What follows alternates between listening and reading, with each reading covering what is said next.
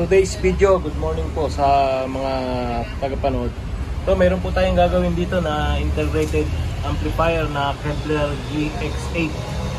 Bali ang sira po nito, kinalas ko na po siya. Ang sira po nito, nagpumido po yung mga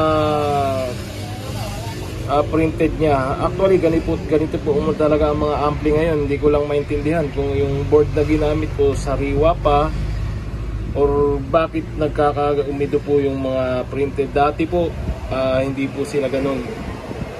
Ang sa akin pong pananaw, paki-correct po ako, tingin ko po yung ginamit na PCB board is mahinang klase or medyo sariwa pa, kaya kinakalawang yung mga parts niya pag nakadikit na dun, nakakabit na dun sa board na ginamit. Ayan po.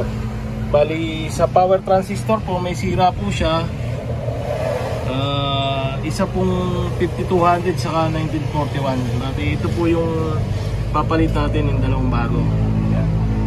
Update ko na lang po kayo mga ka-technician pagka okay na po yung unit. Maraming salamat po.